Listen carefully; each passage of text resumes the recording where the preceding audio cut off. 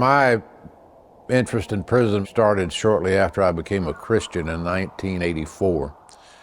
And Christ's mandate about the least of these in Matthew 25 was the compelling factor in my decision. And I started out on death row and have been going to death row since 1985.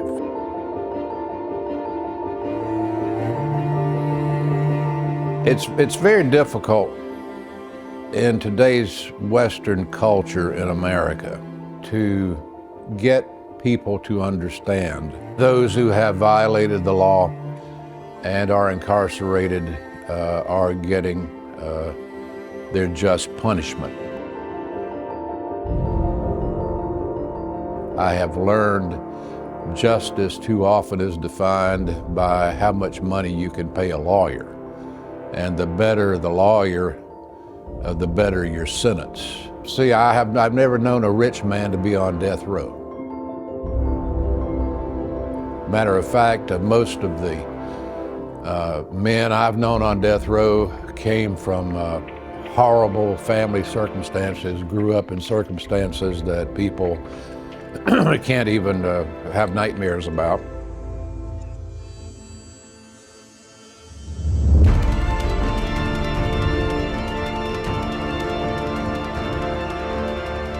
I met Frankie Son at the Central Correctional Institution. Frankie Son was the librarian. He was the prison librarian.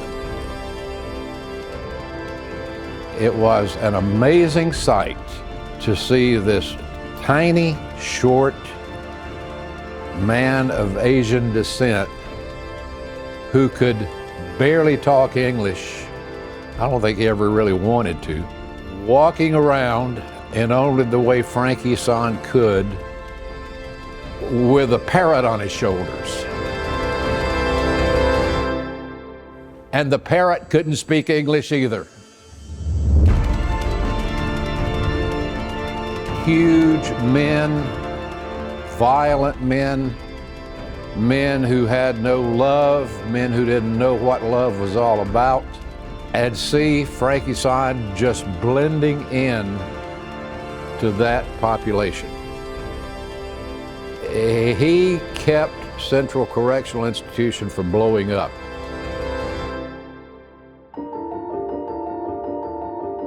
He did a lot on, really, what he did in death row was incredible. There was a prisoner,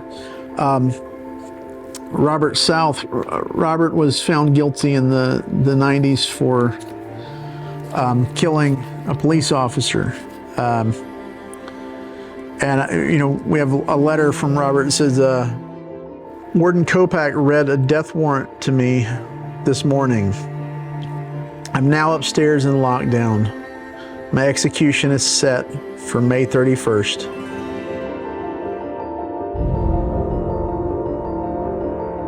It feels so good to have taken this new step on the walk out of this place.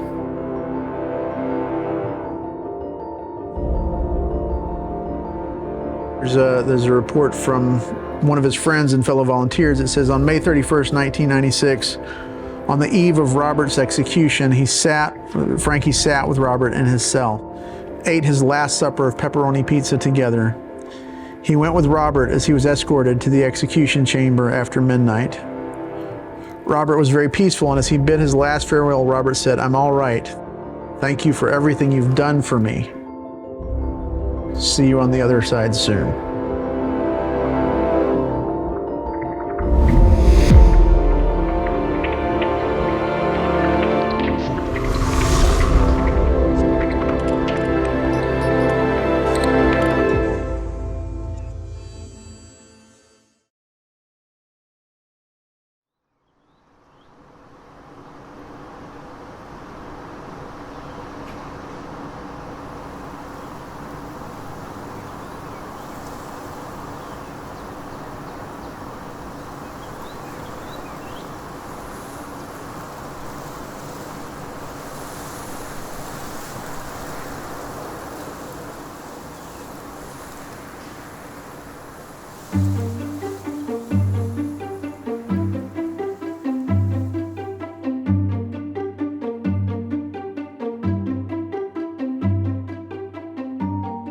This is where I found Frankie, working summers at first in the James R. Crumley Archives. As you know, as an academic, you take what work you can get. And I would also teach a philosophy and ethics course in an associate's degree program here in the South Carolina prison system. I had actually been teaching and then one day came into the archives and there was this box on the processing table of all these newsletters. The head archivist, Shannon, said, could you process those? You know, could you put those away? And it's all these stories, just stacks and stacks of newsletters from the 1960s until about 2013, dealing with this gentleman, Frankie Son, this Japanese gentleman who had been to the seminary here, where the archives is housed, and spent close to 50 years or more in prison ministry. The pictures, letters from inmates, letters from families of inmates, letters from volunteers, photographs from early years. Frankie working in the prisons. Frankie when he was a young teenage boy in the Japanese Navy.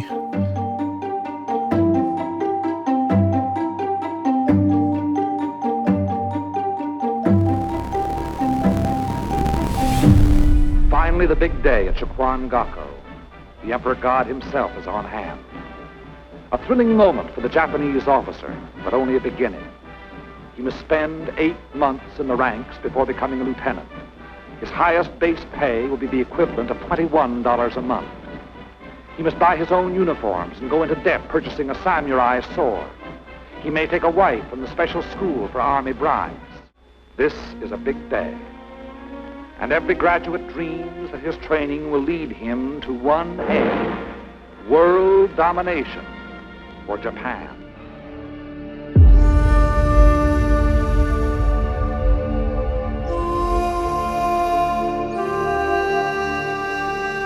Frankie was in the army in the Second World War in Japan and was a Buddhist.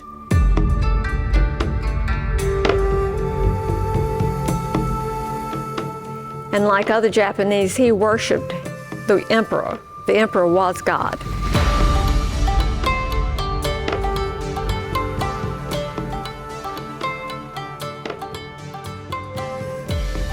And he pledged, like other soldiers did, to give his life to the emperor, for the emperor. He grew up in Japan. When he was about 14 or 15, he was drafted into the Navy. I don't think he was about 14 years old, and he had a one-man submarine. And it was a suicide submarine. And their job when they signed on was to crash into an American ship and bring it down. And when I imagine the discipline that must have taken for him as a soldier, it always reminds me to respect the courage that this man has and has had. And he had his first assignment, and that's when the bomb dropped. And the whole thing changed. They did away with all those, and it was a different situation. Near Mount Fujiyama, priests wait at the burial place of Emperor Hirohito's father. The emperor comes to report to his ancestors on the defeat of Japan.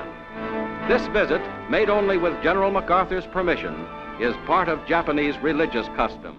His mission is to explain the presence of American soldiers on Japan's soil. But of course the war ended and he discovered that the emperor was not God. Once the war was over, with the dropping of the atomic bombs, Japan was really demoralized. And Frankie returned home as a young teenager to find his parents separating, his father's business falling apart. So It was a real struggle for him in those years.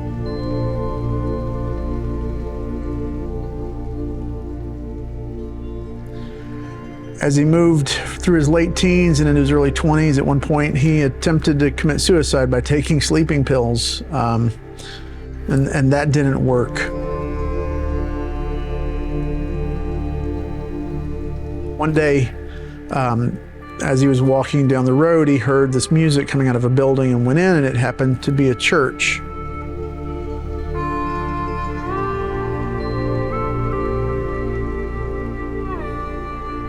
And the missionary there told him about this God who came to die for him. And Frankie thought, well, the emperor had been my God, and the emperor wanted me to die for him. Here's a God that'll die for me. And it just kind of changed Frankie's perspective.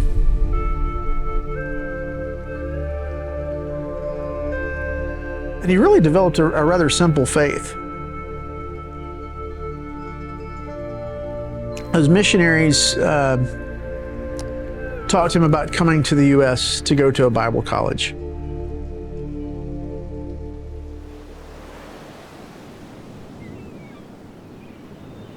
He landed on a ship. He came into the harbor in San Francisco, $100 in his pocket, overlooking Alcatraz.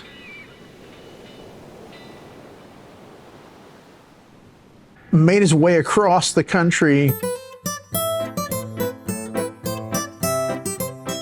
working. He started out picking peaches, doing whatever he could find to do to get across the country to a little Bible college here in South Carolina.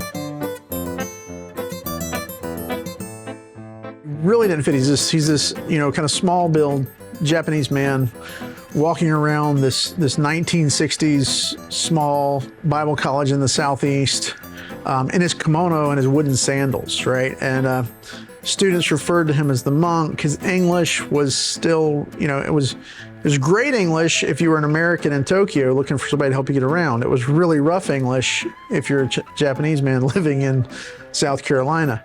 I'm sure the accents didn't help. Here because I'm married to Frankie Son's former roommate. I met Frankie, the eve of our wedding at a wedding rehearsal dinner, 1966 in July in Lincoln, North Carolina. And Frankie was in our wedding.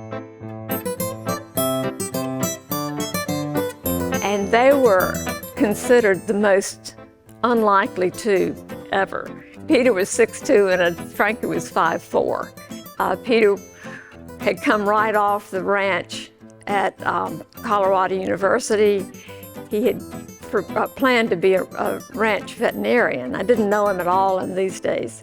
Came down to Southern Seminary in his blue jeans, his big cowboy boots, a big bushy beard, big hat, and all the John Wayne isms. So if you can picture John Wayne beside the most humble Japanese man, Frankie would follow him around the campus 3 steps behind. And Peter would get so upset, he said. Peter would stop walking and say, "Frankie, come walk with me." And Frankie would just stay 3 steps behind. So finally he just realized that, and everybody at the seminary teased them, but it was the way it worked. Peter was a philosophy major, a rodeo guy, head-oriented at the time. Frankie came from the heart and often cried during his prayers. Peter had to tutor him when he barely knew English. He was going to graduate level History of New Testament courses. Peter tells a story of getting really exasperated. His patience just ran out, and he said, "Tell me everything you know. We've got this test tomorrow about New Testament. Tell me everything you know about Peter and Paul." And Frankie said, "Peter? Paul? I don't know Peter and Paul." And apparently Peter pretty much lost it. And Frankie burst into tears because what a shame it was on him not to know something he was supposed to know. And he said, I don't know Peter. I don't know Paul. All I know is Jesus Christ.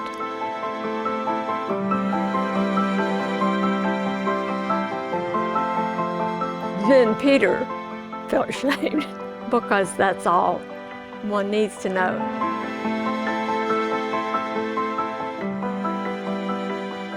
And Frankie's thing was, I don't know what all these theologians are saying. I don't know all these other Bible verses, but I know what Jesus said. That was always kind of, I know Jesus. That was Frankie's thing.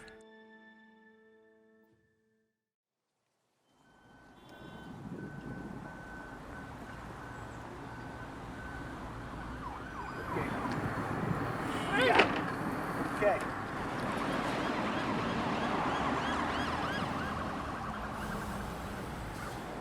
Do you remember?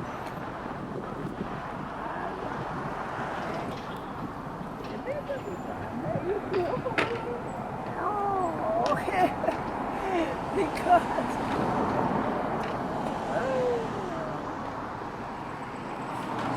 Frankie, do you remember being here at all?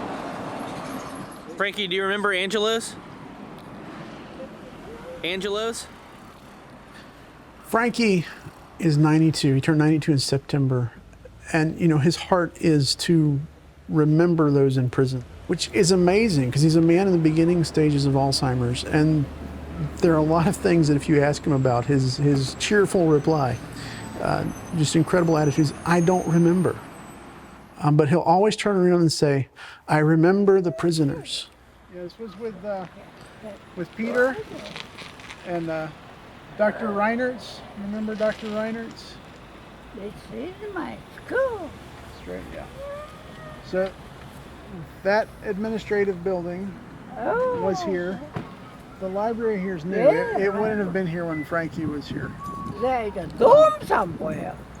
And then around Okay. on the other side will be the Other side. dorm building. Oh. So we can walk over there. So great. We can walk up this way. And Amazing. They helped me 5 years. Then they graduate. And when they graduate, prison doctor gave me the permission to walk. That's why I went to open up prison at the river mountain, 1,500 guy. Yep. So that's how I came to know this guy. Hey, I'm 93 years old man. I can't believe it. do you remember living here with Peter? Do you, Frankie? Boy, You lived in there with Peter Setzer, right? I'll leave you when I will apply.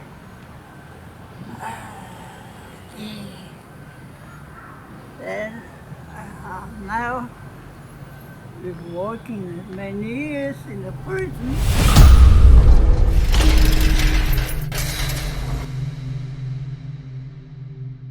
Frankie, of course, had no money. He had no income. And so he got a job working at Angelo's, a restaurant just a couple blocks away from the seminary.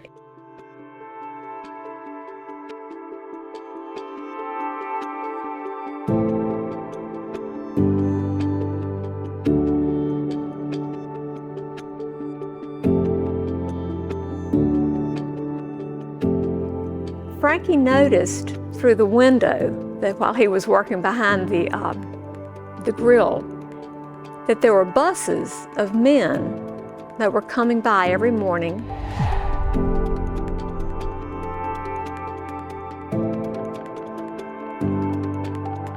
He would basically, on his breaks, he'd go out and he would see the buses go by and all. And he thought that the buses were basically school children. And finally, he took the time and spoke to Angelo, his employer, and just, why are kids going to school in the middle of summer? And he said, oh, they're jailbirds. He said, jailbirds, what's a jailbird? I know robins, I don't know jailbirds. So he explained to him what jailbirds were. And he recognized that they were locked into this bus and locked into a life. And so he started, as soon as the bus would come in the morning, Frankie would stop his work with the boss's permission, I'm sure, run outside in his kimono and bow until the bus passed.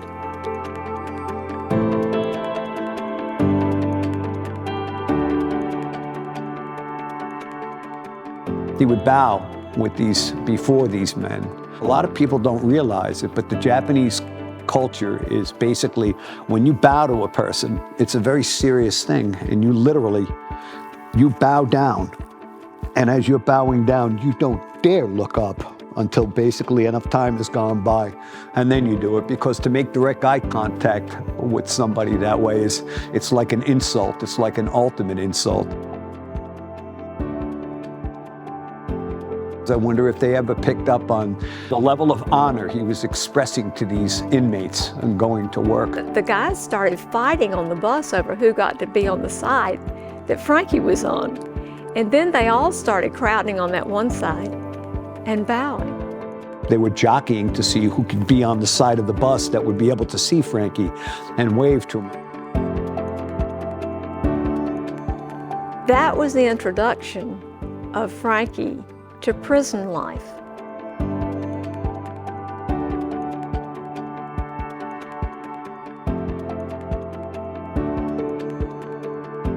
Frankie started writing letters to some of the men on the bus. They started smiling, so they started waiting. That's why I came to know this guy. And later, I decided, let me go to see what this guy was doing. He wants to meet him.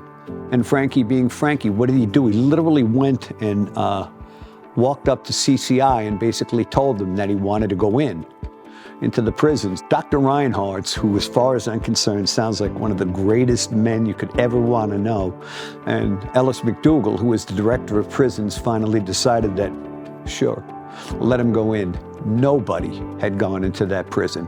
Even visitations from family were discouraged because it was just so dangerous. And the next thing you know, this guy just goes waltzing through.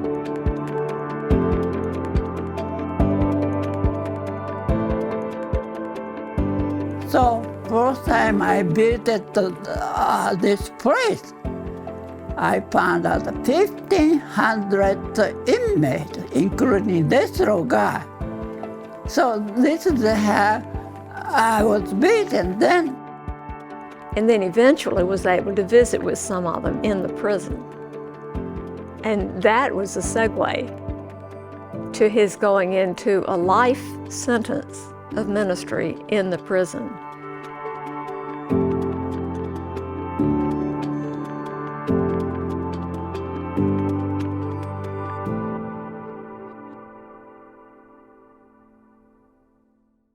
It's impossible to adequately describe the horrors of the Central Correctional Institution. It was built in the 1850s. It was a 5-story dungeon. It was a hellhole by any description. Something that you would see in medieval England as a place to incarcerate people. It was awful, it was dirty, it was dark, it was dangerous, it stunk. It stunk of evil.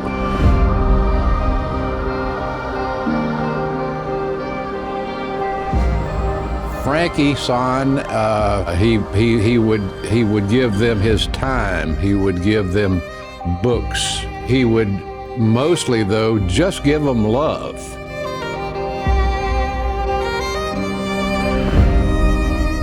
And back then at Central Correctional Institution, there wasn't a whole lot of love given there. It was such a horrid place. guys in prison, they're slow, you know, they don't move quickly and all that too. So maybe one or two came up and started talking to him, and then a couple more did, and this and that, and before you knew it, he was just going through and he was spending a lot of time and he was talking with the guys and all too, and in talking with the guys, they just became close friends.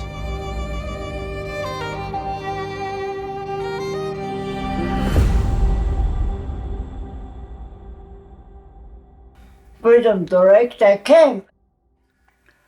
I watcher used to come to our prison, 1,500 inmates. So we just received the government special fund. 16 people we want to hire. I want to hire. You hire me among 1,500 inmates. Otherwise, they may send me back to Japan. So I received the 1,500 inmates. So they let me stay among 1,500 inmates. This is the first time all the 1,500 got seen never foreigner. So that's what I came to know then. Finally, they gave me a citizenship. I wasn't even citizen. I was not supposed to walk. But inmates said, if you send Frankie back to Japan, we're going to have riots. That's why they just, oh, sure.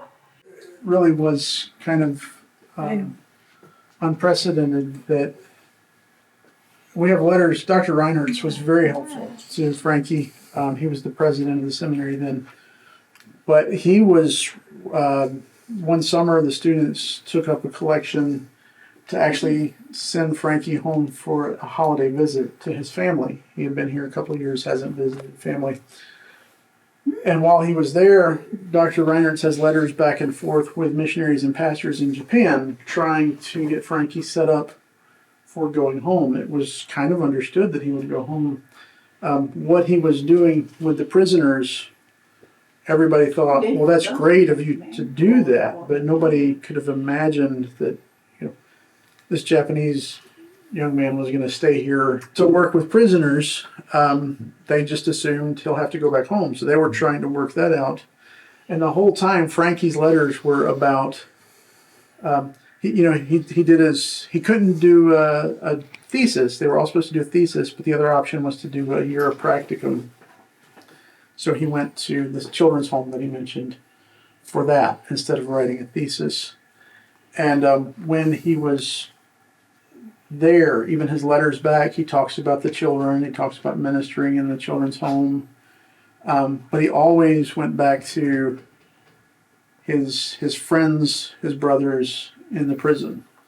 It was always, and many letters to Dr. Reinhardt, just as supportive as Dr. Reinhardt was. Frankie has many letters to him basically saying, you know, I know you don't really see this as a long-term thing, but this is my ministry. This is kind of what I'm called to do.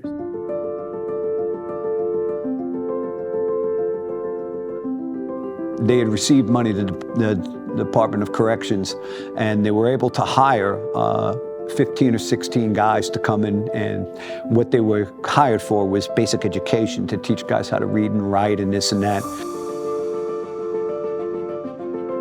And the second thing was also vocational skills, to which Frankie's, no problem. I immediately signed on to that. These guys came in, and the first thing that Frankie did is he's teaching basic education was none of them knew how to write their names. So the first thing Frankie does is he gets like a lot of paper or something like that. And then from there he takes the time and he's writing these guys' names on a piece of paper and he's showing it to them. And he explains to them, that's your name, that's your name. I can't even fathom the genius of that approach in doing that. A guy actually looking at his signature, his own name for the first time. which, you know, he still had a very thick Japanese accent, but he was teaching math, he was teaching just basic education, basic math, basic reading, basic writing, you know, teaching these prisoners how to write their own name, men who had essentially no education.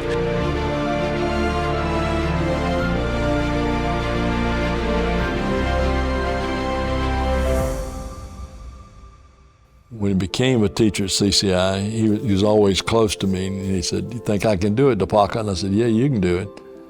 And so I went down during the tunnel when he was teaching one day, and I saw him on the blackboard, and a tear just flowing down his face. I said, "What have they done to him?" So when the class was over and everybody left, I said, "Frankie Son, what happened? What did they do to you?" Said, "They did nothing." I said, "Why were you crying?" "I've been trying to get this guy to write his name for a year, and he wrote it today." And I said, "Thank you, Lord, for letting me teach this guy how to write."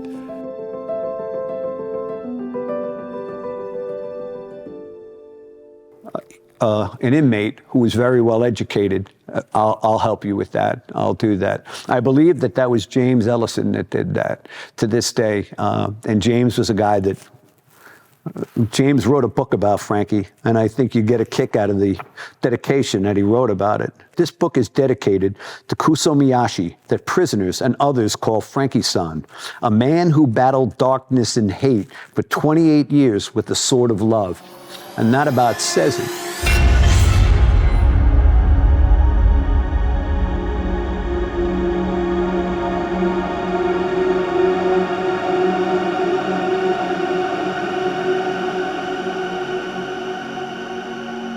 When I first really got to know Frankie was when I was warden at the Maximum Security Center, MSC. That was the Supermax, what they call today. It was prison inside CCI. You know, some of the worst and the most violent and the escape-prone and most assaultive 120 inmates in the system were kept. And we had some rough times in there. I think it's fifth day I was there, inmate murdered another inmate. These are cell blocks, 3 stories up, about 20 cells down each tier. It's what you think of as in the old movies with the cell blocks. And then you had the cell block down below ground, which of course the inmates always called that the hole, but that was to try to separate those who were causing so many problems upstairs, just to get them away from all the commotion upstairs. But I'd heard about Frankie and I knew he was at CCI. I asked him, I said, "Can you come over?" Because I heard he would do Christmas get-togethers. "Would you come over on Christmas Eve and do a party for our guys in the cell block?" He said, "Sure, fine." And so he was dressed up in a Santa Claus suit, hopping up and down the tiers, talking to every single inmate there. He said hello to them and a kind word to each one, up and down all the tiers. And then he got down on what we call the rock. That was the concrete floor at the base of the cell block. And you had 2 sides, one side here, one side there. So he would start doing the Santa Claus dance. and the guys in there would go crazy. They'd be cheering, clapping, and everything else.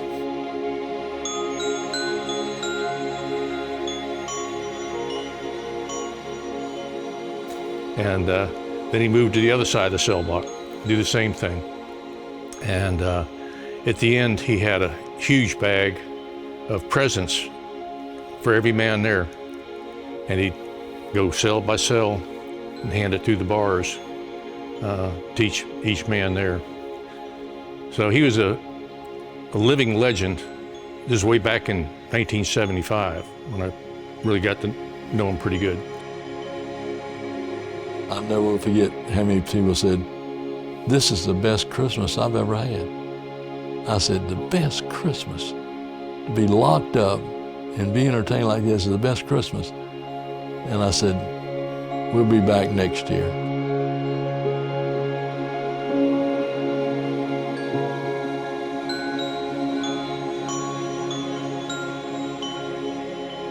It's Christmas time, even in the prison, and I want to be them to be cheerful. And this is what I have found, that the men in the Christmas time, Santa is something connect. It's not really the Christmas is not the Santa Claus, but these people, they don't know what the true meaning of the Christmas. So at least I try to help them. Of course, I dress the Santa Claus, give the gift, but they eventually understand why I do this, because I love my Lord Jesus Christ. And this Christmas, you're giving 2,500 towels, 1,200 shower slippers, 2,000 pairs of socks, 2,500 coffee cups, 300 pounds of Christmas candy, and then 700 baskets to the youngsters at Willow Lane. That must be quite an expense. Yes, that's a lot of expense, and I don't receive that kind of salary, but somehow I managed, I shouldn't say I managed, now I prayed, and God has sending me all this gift. That's only I can tell you. How much does that amount to? How much money did you spend this year, Frankie Son, on gifts for prisoners? This Christmas, I think I can come up about, if I have $6,000.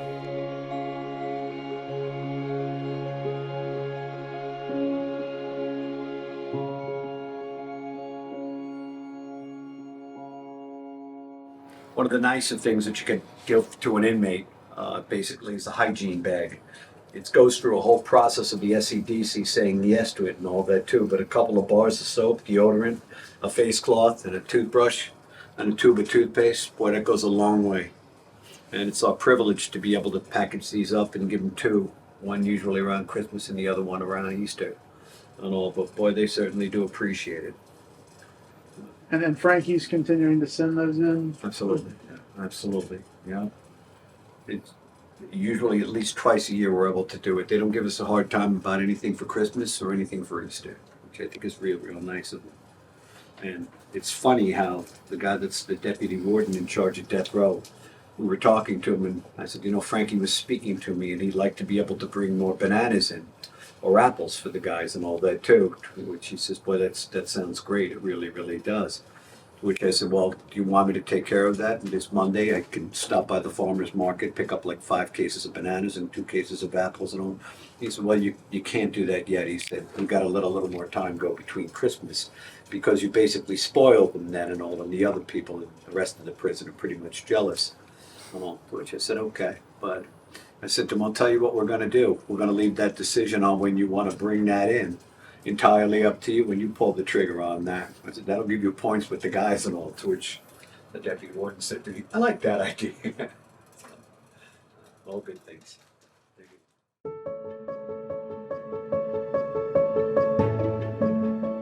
When I was an officer, I used to work death row as an officer. Then I went in as a supervisor over death row.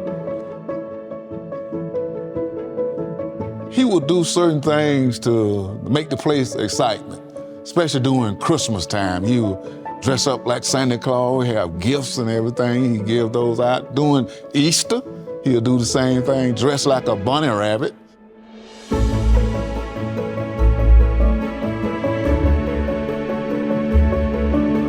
And go through the cells and the tills, and he just loved people.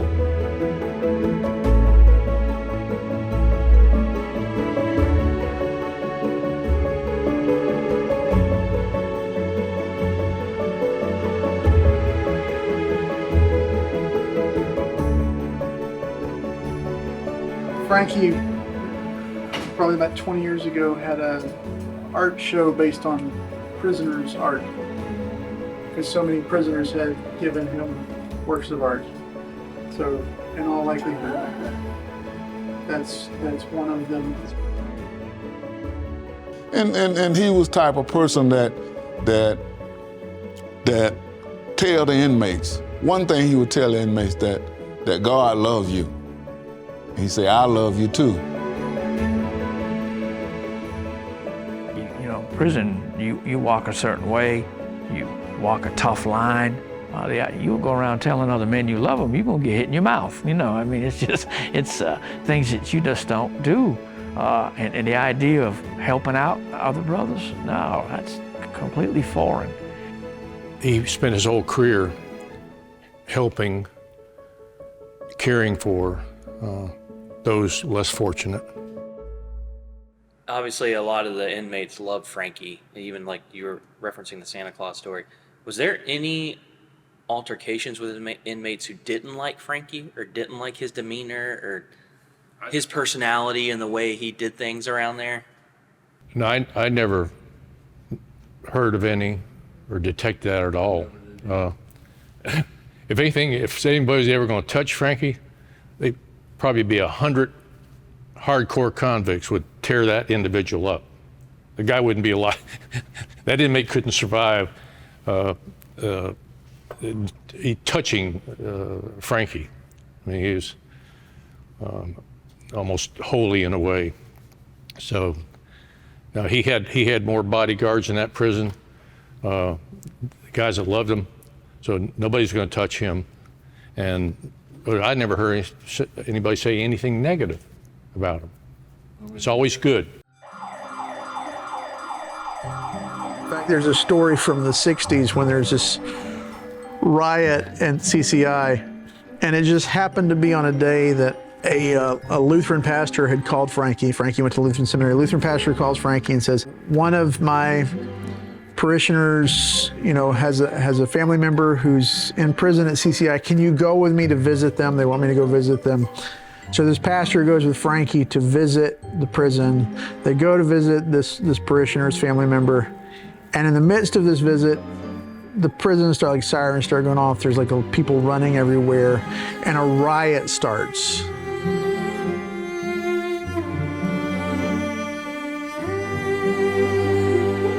One of Frankie's friends, that's a prisoner, comes and says, "Frankie, lock yourself in." So they lock themselves in the library.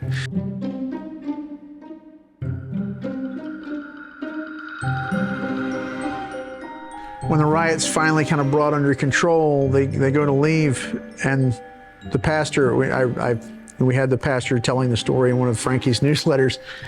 He said, that's the most terrified I've ever been in my life, walking out of that prison, you know, seeing the remains of a riot all over as we exit this, you know, infamous tunnel. He said, Frankie didn't seem scared at all. He ended up at one point between two men in a knife fight, and one of his friends told that story and said, that one kind of shook him up, but I mean, wouldn't it shake up anybody?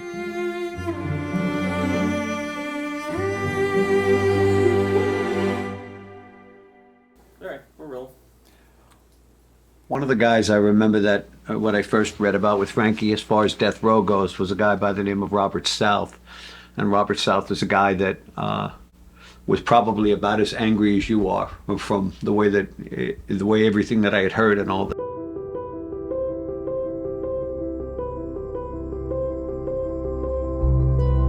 And as soon as he came in, obviously right from county, and then from there he's sentenced to death, the first thing Robert does is he comes in with a small box or something like that. And he's got this small box, and the first thing Frankie does, Frankie walks right up, no problem, getting right in your face. What have you got in there? And he's going through this and that with a little box and all that too. Frankie's got a cross on his chest, which the first thing out of Robert's mouth is just what I need. Now I got a Jap over here giving me a hard time. To which Frankie takes off, and he comes back maybe about 45 minutes later or an hour later. He's got bed sheets, he's got pillowcases, he's got towels, he's got soap, he's got deodorant, he's got toothpaste, everything else, and he hands it to him. And the whole time, Robert's, when's this Jap gonna start talking to me about, when's he gonna start with the Christ stuff? To which he finally says that, you know, it's just a matter of time. He says, just don't even think about it and all that. To which Frankie looked at Robert and he said to him, there's no way I'm going to speak with you about Christ because you're too angry. There's no speaking to you about that yet. But you're smart and you speak very well, and you you're capable of saying what you have to say very well. And Frankie's gift that he would do was somehow, I guess in the SEDC, you were allowed to get Underwood electric typewriters, and he would give them these typewriters and enough paper and all that too, and he would ask them to put together their testimonies.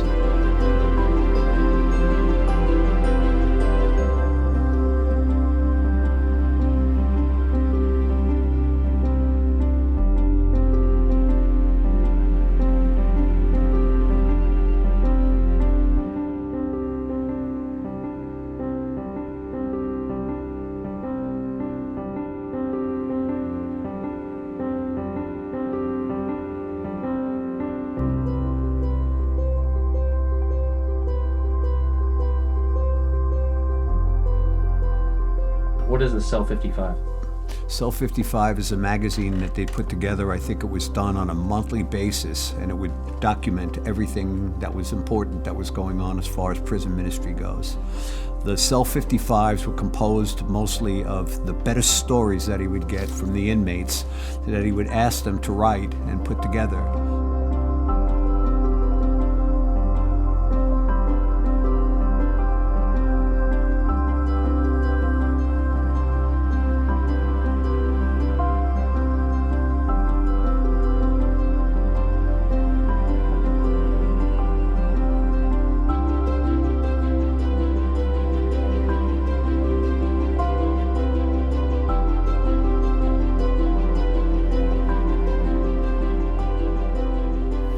And an interview with one of the CCI prisoners, McDougal quotes this other prisoner who says, "One of the most sincere, honest, and caring persons that I ever met in my life was Frankie Son. Although he was clearly very religious, telling me God sent him to CCI, he never condemned me or anyone else on death row, or otherwise that I am aware of. He expressed love and care for me that I had never experienced before." So, I mean, this is what, you know, those years in CCI, Frankie dresses up as Santa Claus. He brings gifts in. He walks into death row with you know, toothbrushes and washcloths, maybe sheets. You know, there are several men who, you know, he met who were angry, who he gives typewriters to and says, "Write your story." You know, that was kind of the educator in him. Frankie, after he had done so well as far as CCI goes and doing well with the inmates and the teaching the whole 9 yards, they gave him something else to do. They just like, "We want you to take over the library." And he told me in no uncertain terms, "I didn't want that. I wanted no part of that," and all too, he said, but I did it anyways. So he came to me and said, "I think they're trying to get rid of me." I said, "Frankie, they're not trying to get rid of you." I said, I think they handpicked you because you'd make that library a success. He converts this kind of dingy space in the middle of this sort of really rough prison that dates back to the 1800s into this colorful, vibrant library, complete with live animals, lizards, rabbits, birds. I said, "Well, what was involved in that?" He said, "Well, you know, we started getting comfortable chairs, this and that. We had a DVD so that you could watch movies and all that too." He said, and from there we got all sorts of plants, and we got iguanas and rabbits and things like that. And the guys would come in and they would spend times, and it would help them socialize hanging out with these animals. He said, "We even had some parrots," to which I said to him something to the effect of, "Really? You had parrots there, huh?" He said, "Yeah, when we got them, they were really, really small, but they grew up, you know." "That's interesting." I said, Could the parrots say anything?" To which she says, "Yeah, the parrots can talk." "Well, what did they say?" He said, "The parrot said, 'I want the big smoke.'" To which, "I want the big smoke?" To which he says to me, "Marijuana."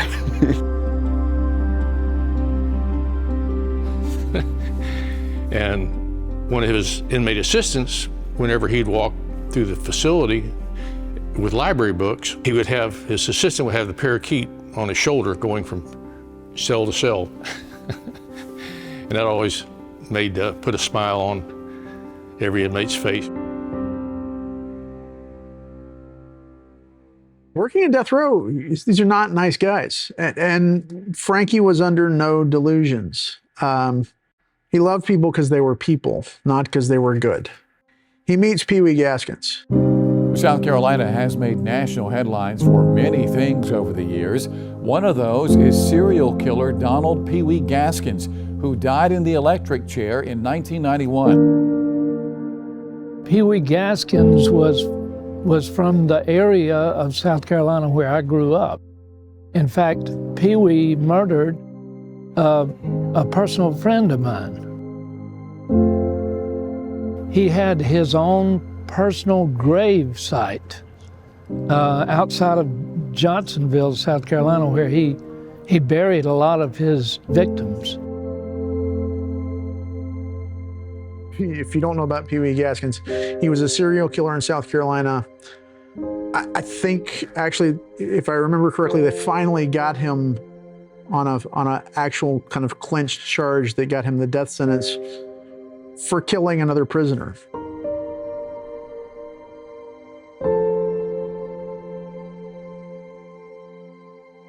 So I asked Frankie about Peewee, and I said, "Did you minister to Peewee?" He said, "Oh, yes.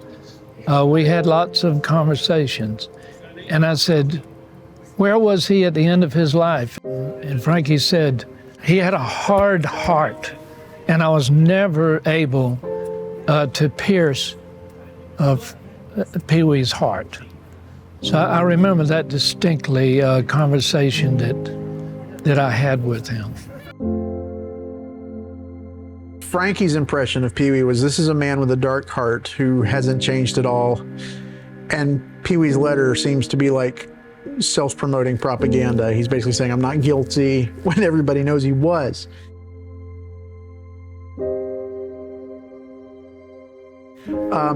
Still, Frankie was not cruel to him. Frankie was not harsh with him. Frankie was loving and kind. And that is the one thing we get from Peewee's letter that I think is true, is he's thanking Frankie just before his execution for being kind to him.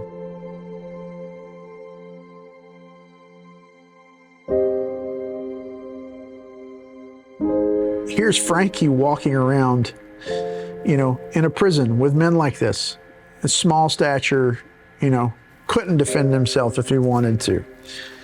And just loving people, no fear.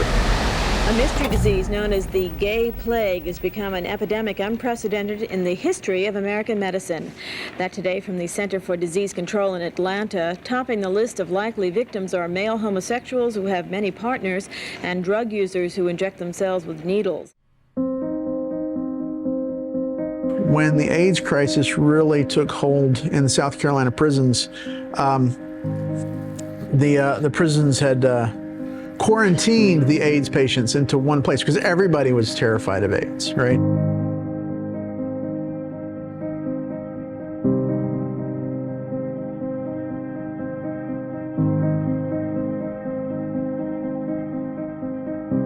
So we have some accounts from some of Frankie's friends and prisoners at CCI about what it was like to live with AIDS and to be around folks with AIDS in the early 90s.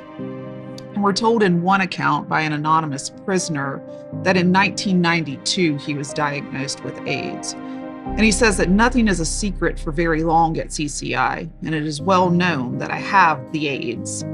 Very few prisoners will even speak to me these days, as they make me feel like I have something horrible dripping off me that might get them. Most are afraid to even breathe the same air that I do, and I feel so terribly alone until I think about suicide more than I do anything else. Maybe I will soon get the nerve to end it myself before the AIDS slowly kills me.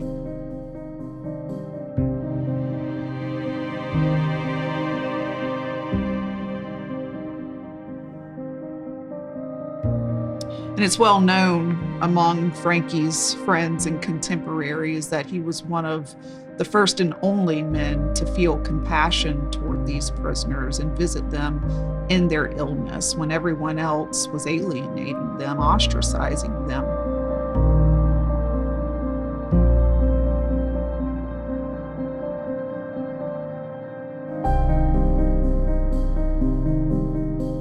Frankie would go in, he would go in when all the AIDS patients would go in to eat together. Frankie would go in He would clean the tables to prepare the cafeteria for them. He would clean the tables after they left.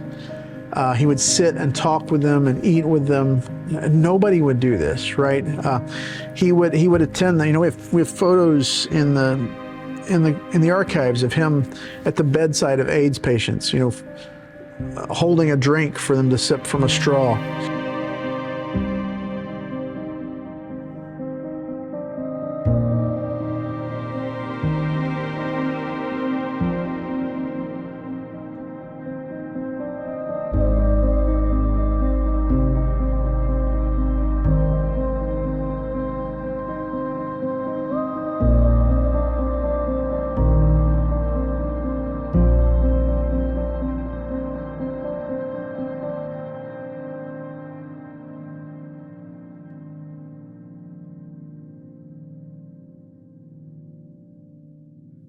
Yeah, no, that's fine. Because he's great on the. Do we put this one Yeah, here? Jimmy, come on in. Good morning, everybody. Good morning, sir. Hello, Frankie. Remember me? Hello, Frankie. Who are you? Jimmy McPhee. Jimmy McPhee? Yeah.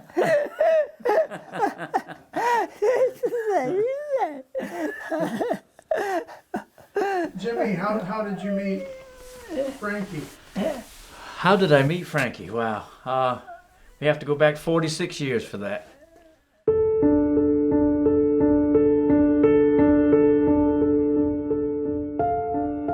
I was 20 years old when I was sentenced to die in the electric chair. I shot 2 men. I killed one of them and seriously wounded the second. Being transported to Central Correctional Institution and placed on death row, that very same day when I left the courtroom, I still remember the emotions, the fear, the anxiety, but of course, as I was prone to do in those days, I channeled everything into anger. My response was be tough, be angry. The very next day, after landing in a death row cell, a little Japanese man appeared at my door. And he introduced himself this way. He said, "My name is Frankie Son. I love you and Jesus loves you. He doesn't care what crime you committed. He will forgive you if you let him."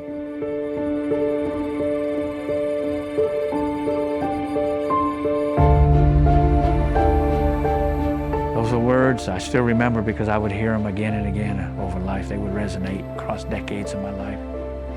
But Frankie Son turned out to be a fine man named Kyuzo Miyoshi. I would bump into Frankie Son off and on through the years because he was the librarian.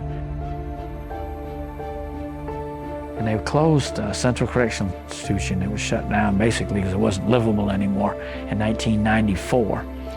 And Frankie Son would transfer to another prison, Kirkland Correctional Institution, where, coincidentally, I was transferred to in early 1994, incarcerated at Supermax, maximum security unit at Kirkland Correctional.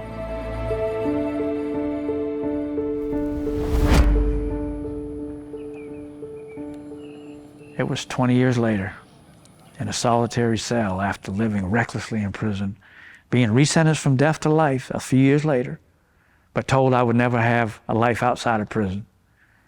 And that hopeless statement became basically my mantra for life. I'm never getting out anyway, so why try? And I spent the next 20 years living just like that, hopeless, aimless, reckless, full of anger, full of rage. I wanted something more, but I didn't know what. And I remembered a little Japanese man named Frankie Son, who used to minister to the guys on death row, and I was one of them, as a 20-year-old. And he introduced himself the same way he did when he answered a letter I decided to write him when I was 40. And he said that, "My name is Frankie Son. I love you and Jesus loves you. He doesn't care what crimes you committed, Jimmy. He will forgive you if you let him." Too blinded by rage to see and hear the heart of this man who delivered it as a 20-year-old. But as a 40-year-old, I was at last ready to hear, to open my eyes to the gospel, to the truth.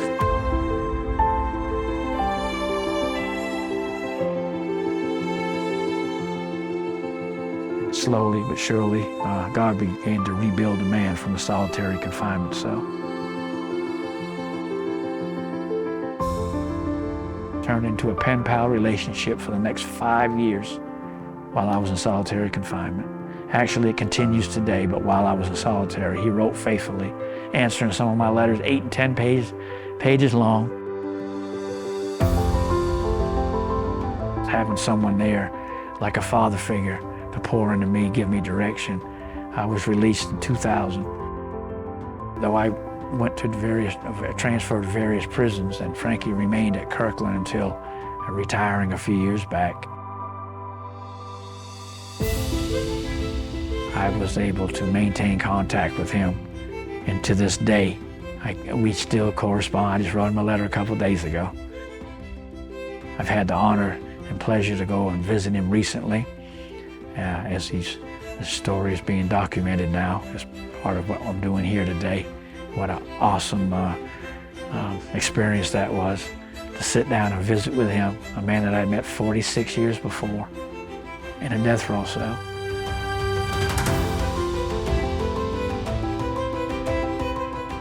And now we're sitting there side by side sharing about the ministry I now have, of which he led a very similar program for all these years and still does.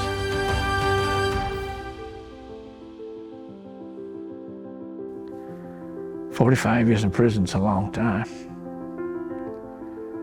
but I don't think it's the length of the journey. It's what's important. It's what you've brought away.